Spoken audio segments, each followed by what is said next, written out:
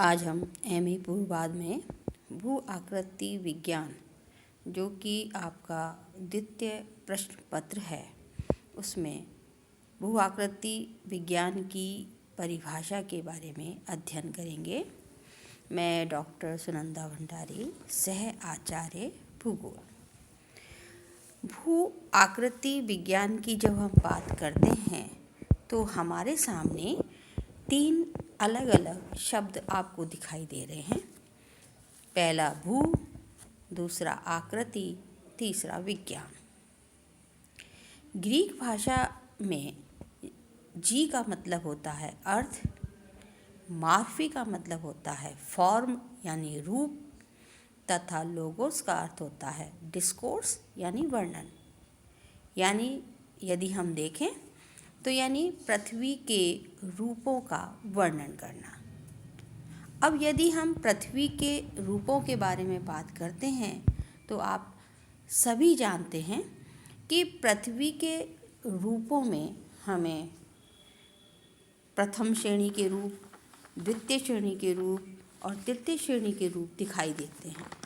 जो आपके सामने महाद्वीप हैं, महासागर हैं, पर्वत हैं, पठार हैं, घाटियाँ हैं, विभिन्न प्रकार के अपर्दन के कारकों के द्वारा बने हुए स्वरूप हैं, ये सब आपको दिखाई देते हैं।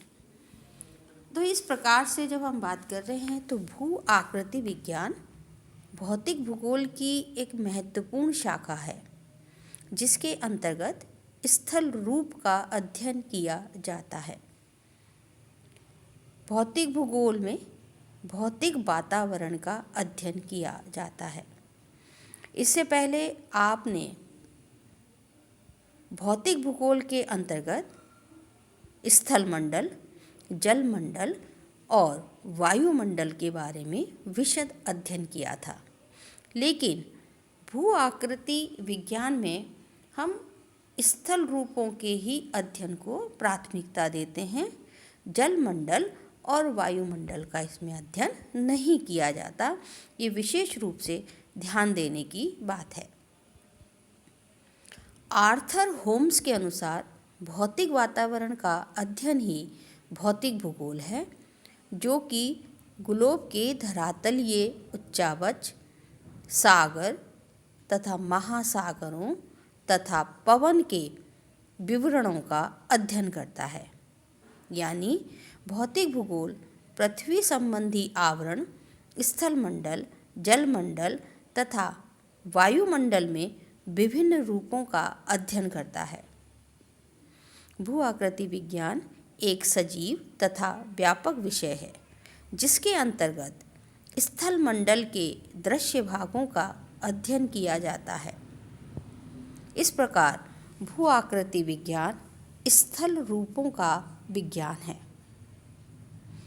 भू आकृति विज्ञान न केवल स्थल रूपों का अध्ययन करता है अपितु भूपटल के विभिन्न रूपों का भी अध्ययन करता है।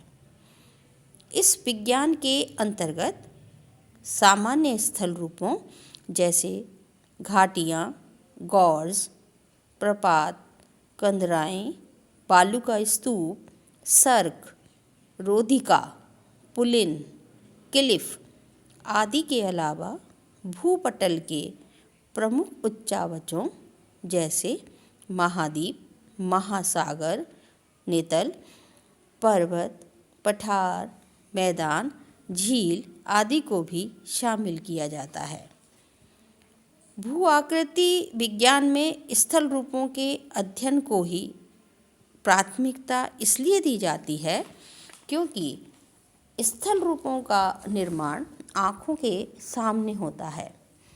इसके विपरीत महाद्वीप, महासागर, नितल, पर्वत, पठार आदि की उत्पत्ति, निर्माण, विकास एवं विरूपण मंद गति से दीर्घकाल में संपादित हो पाता है।